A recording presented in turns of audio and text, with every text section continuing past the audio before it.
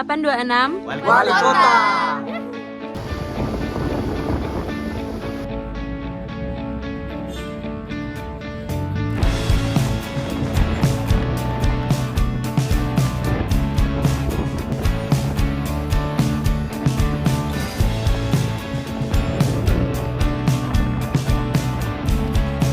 sembilan tiga satu Ikan Poti.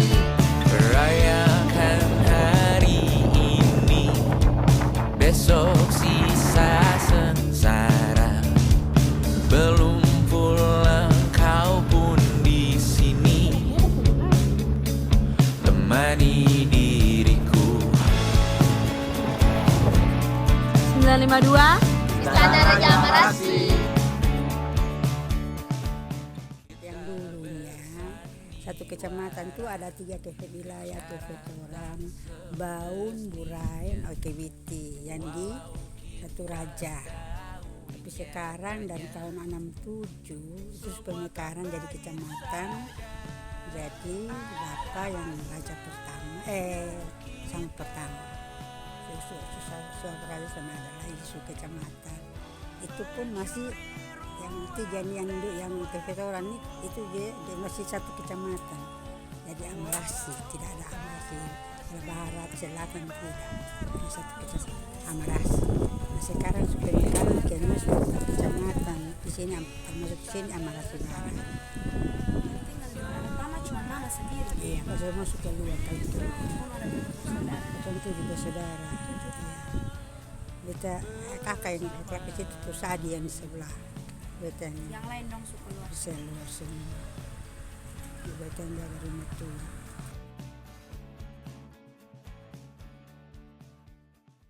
Shalom teman-teman semua, Mom dan semua penonton. Kami dari kelompok Kerajaan Amarasi. Sekarang kami sudah tiba di Kerajaan Amarasi. Berdasarkan hasil survei yang kami amati, jalan-jalan di sekitar sini masih terbilang belum dimap pemadai dengan baik. Tapi untuk kebersihan di sekitar lingkungan terlihat sangat bagus, bersih.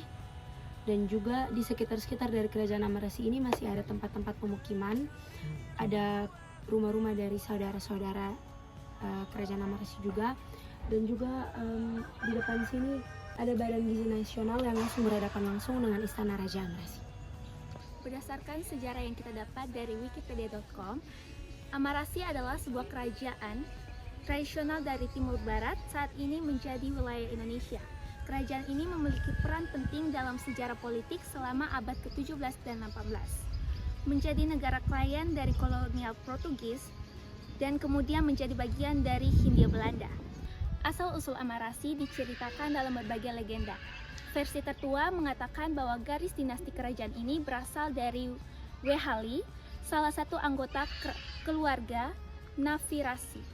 Secara tidak sengaja memecahkan mangkuk berharga dan terpaksa melarikan diri karena kemarahan saudaranya. Bersama para pengikutnya, ia pergi ke Boboki Isana di bagian utara dari Wehali dan kemudian ke pantai selatan Timur Barat. Di tempat tersebut, ia mendirikan sebuah kerajaan dengan bantuan senjata api yang telah diperoleh di Boboki Insana. Kelompok penjelajah dari Belu tiba dan meningkatkan kekuatan dari Nafirasi. Meskipun berasal dari Belu, penduduk daerah ini termasuk dalam kelompok Atoni dan berbicara menggunakan dialek Dawan. Sumber-sumber Eropa mengonfirmasi bahwa Amarasi merupakan kerajaan kuat di Timur Barat pada awal abad ke-17. Kerajaan ini dipengaruhi oleh agama Katolik melalui misionaris Dominikas di 1630-an dan ternyata menjadi negara klien penting untuk Portugal. Akibatnya, Amarasi melawan perusahaan Hindia Belanda yang berusaha untuk memperluas kekuasaannya di timur karena tertarik dengan cendana yang memiliki nilai komersial. Ekspedisi Belanda yang berukuran cukup besar dipimpin oleh Arnold de Flaming van Houtsson dikalahkan dan Amarasi kebutuhan. Selama hampir 1 abad setelah peristiwa ini, Amarasi tetap menjadi bawahan Portugal melawan negara klien Churchill di timur, khususnya di daerah Kota Kupang. pertempuran ini berupa peperangan skala kecil, Amarasi sebenarnya dihitung sebagai salah satu bukti kekuasaan Portugal di Timur yang ada pada era saat ini. Dampak positif yang kami dapat, yang pertama dari segi ekonomi, ialah membuka lapangan kerja baru sebagai pemandu wisata, pedagang, dan transportasi lokal. Dari segi sosial dan budaya, ialah melestarikan budaya dan sejarah kerajaan Amarasi agar tidak hilang. Yang terakhir, lingkungan dan tata kota, penataan lingkungan sekitar istana agar lebih terjaga, bersih dan tertata. Pengembangan wilayah kerajaan Amarasi terutama ditunjukkan oleh perubahan lokasi pada pemerintahan 3 kali, dari Baun, Burayan, dan Koekabit, dengan tujuan pemerataan dan kesejahteraan masyarakat serta orientasi permukiman yang dinamis sesuai topografi alam. Dari pemukiman yang mendekat ke pantai pada 1998 menjadi lebih menyebar hingga kini. Yang berikutnya dari sektor sosial budaya yaitu risiko komersialisasi budaya sehingga nilai sakral atau otentik berkurang. Yang berikutnya dari segi lingkungan, peningkatan sampah dan pencemaran jika tidak ada pengelolaan yang baik. Pihak yang paling merasakan pengembangan dari Istana Kerajaan Amarasi adalah masyarakat adat Amarasi dan masyarakat lokal di sekitar istana yang merasakan dampak langsung seperti perubahan lingkungan, ekonomi, dan potensi konflik terkait kepemilikan tanah serta dampak tidak langsung seperti perubahan sosial dan budaya. Akibat peningkatan pariwisata atau investasi, selain itu pemerintah daerah juga merasakan dampaknya melalui peningkatan retribusi dan potensi pembangunan infrastruktur. Sementara pemerintah pusat dapat merasakan dampak pengembangan melalui peningkatan pendapatan dan promosi daerah.